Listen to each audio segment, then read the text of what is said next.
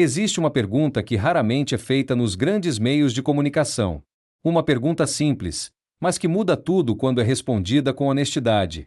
A polarização que divide nossas sociedades, essa guerra permanente entre direita e esquerda que paralisa países, separa famílias e impede que os povos se entendam, ela é espontânea? Ou ela é fabricada? Em abril de 2026, 37 gravações de áudio vazadas responderam essa pergunta com uma clareza que nenhuma análise política havia conseguido antes.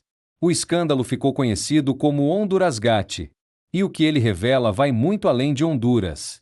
As gravações obtidas de WhatsApp, Signal e Telegram documentam conversas entre figuras de alto nível. O ex-presidente hondurenho Juan Orlando Hernández, o presidente do Congresso de Honduras Maurício Asfura, operadores ligados a Donald Trump, ao governo de Javier Milei e ao primeiro-ministro Benjamin Netanyahu. O conteúdo é direto, um plano para criar uma célula de desinformação nos Estados Unidos, financiada com $500 mil, com o objetivo de produzir e distribuir notícias falsas contra os governos do México e da Colômbia. O alvo declarado: desestabilizar Cláudia Sheinbaum e Gustavo Petro.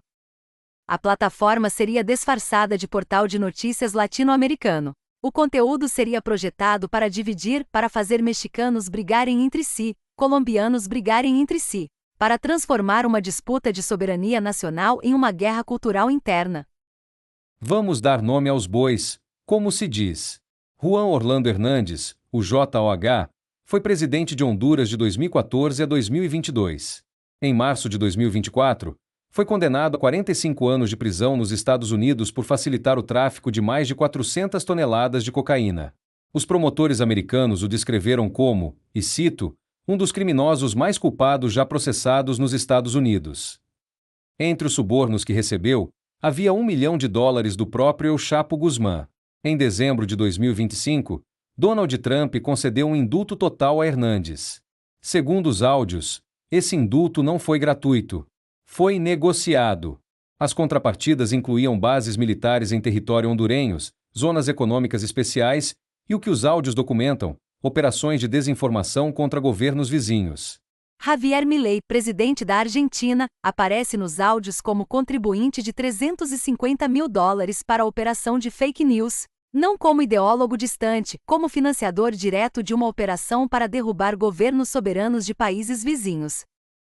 Benjamin Netanyahu, primeiro-ministro de Israel, aparece como peça central na negociação que resultou no indulto de Hernández. Em troca, acordos econômicos e geopolíticos que incluem presença israelense em zonas estratégicas da América Central. Todos eles negam. Hernández diz que os áudios são falsos.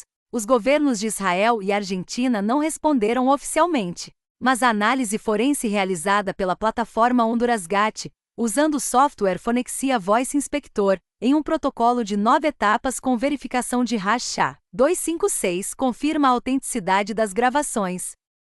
Aqui está o problema central com a forma como esse escândalo, e tantos outros, é apresentado pela grande mídia. Quando a imprensa descreve o Hondurasgate como um conflito entre direita e esquerda, está usando um enquadramento que beneficia exatamente os que planejaram a operação. Porque esse enquadramento sugere que a questão é ideológica e doméstica, uma briga entre cidadãos com visões diferentes sobre economia ou costumes. Mas o que os áudios documentam não é uma disputa ideológica. É uma operação de dominação imperial. É um governo estrangeiro, com financiamento de outro governo estrangeiro, pagando para criar divisão dentro de países soberanos, com o objetivo de remover governos que ameaçam seus interesses econômicos e geopolíticos. O enquadramento correto não é direita versus esquerda. É imperialismo versus soberanismo. Não somos os únicos a dizer isso. Há décadas, intelectuais sérios com credenciais sólidas e publicações verificáveis documentam esse padrão com precisão. O jornalista geopolítico Pepe Escobar foi direto: a América do Sul é o que sobrou para o Império. Com o fracasso no Oriente Médio, com a China dominando a Ásia e a Rússia resistindo na Europa, a América Latina voltou a ser o quintal estratégico prioritário dos Estados Unidos. O sociólogo argentino Atílio Boron, autor da obra de referência América Latina na Geopolítica do Imperialismo, é categórico: o imperialismo não tem cor ideológica, tem interesses.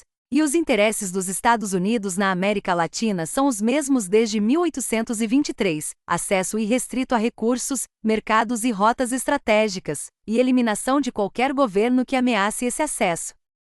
Noam Chomsky, o linguista e filósofo do MIT considerado o maior crítico vivo do imperialismo americano, resumiu a lógica do sistema com uma frase que se tornou referência: a política externa americana saiu diretamente da máfia. O padrinho não tolera insubordinação. Se alguém se recusa a obedecer, é punido de forma suficientemente severa para que outros não ousem fazer o mesmo.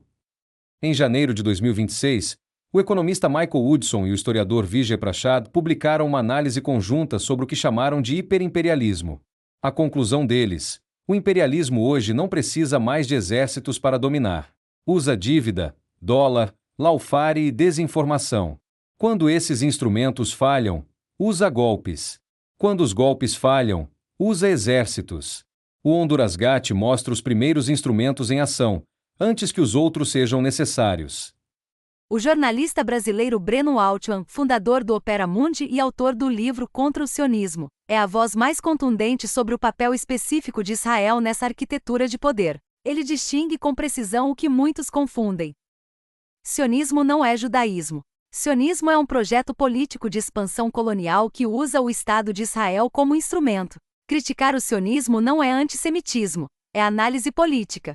E a análise mostra que Israel construiu na América Latina uma rede de influência que combina tecnologia de vigilância, treinamento de forças de segurança, financiamento de redes políticas e controle de infraestrutura de comunicações. O Honduras Gate confirma essa análise com documentação concreta. E não por acaso. O governo israelense declarou publicamente que 2026 seria, em suas próprias palavras, o ano da América Latina. Voltemos à pergunta do início. A polarização é espontânea ou fabricada? O mecanismo documentado pelo Honduras Gate é este: quando um governo soberanista toma medidas concretas, taxar mineração, renegociar contratos, criticar o genocídio em Gaza, recusar bases militares, a resposta imperial não é declarar guerra abertamente.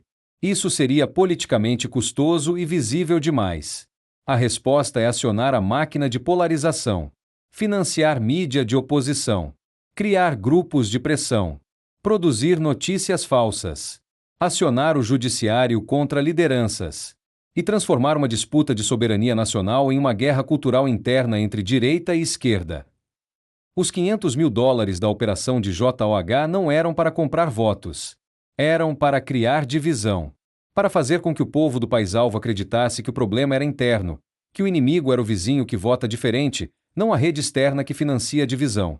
Esse padrão não começa no Honduras Gate. Começa há décadas. Brasil, 1964. O golpe militar que derrubou João Goulart foi apoiado pelos Estados Unidos. O embaixador americano coordenou o reconhecimento imediato do novo regime. Os documentos da CIA confirmaram isso 30 anos depois. Brasil 2016. O impeachment de Dilma Rousseff foi precedido por uma operação de lawfare, com vazamentos seletivos de conversas grampeadas pelo próprio judiciário, cobertura mediática orquestrada e financiamento externo de grupos de pressão. Bolívia 2019. Evo Morales foi derrubado após uma alegação de fraude eleitoral que a própria Organização dos Estados Americanos reconheceu anos depois como equivocada. Venezuela continuamente, sanções econômicas, financiamento de oposição via USAID e operações de desinformação documentadas por Eva Gollinger com base em documentos desclassificados do Departamento de Estado americano. O roteiro é o mesmo. Os atores mudam de nome. A lógica é idêntica. O Brasil é o maior país da América Latina. Tem os maiores recursos naturais estratégicos do planeta: Amazônia, pré-sal, minérios críticos, água doce, capacidade agrícola. Um Brasil soberanista, que controla esses recursos, que se recusa a subordinar sua política externa, que critica o genocídio em Gaza, que lidera o BRICS, é, por definição, um obstáculo de primeira ordem para a manutenção da hegemonia imperial. Não é paranoia. É lógica de poder. E o Honduras Gate documenta essa lógica com precisão que nenhuma teoria conspiratória precisa, com nomes, datas, valores e gravações autenticadas forensicamente. Nomear esse conflito corretamente, imperialismo versus soberanismo, não direita versus esquerda, é o primeiro ato de resistência jornalística. Porque o enquadramento correto revela o agressor. identifica os interesses em jogo e permite que os povos da América Latina entendam o que está acontecendo com seus países e por quê. A polarização que nos divide não nasceu de nós. Foi plantada, financiada e cultivada por quem se beneficia da nossa divisão. Enquanto brigamos entre nós, os recursos continuam sendo extraídos. As bases militares continuam sendo instaladas. Os paraísos fiscais continuam recebendo dinheiro que sai dos nossos países. Dar nome aos bois não é tomar partido, é enxergar com clareza. E clareza, neste momento, é o que mais precisamos.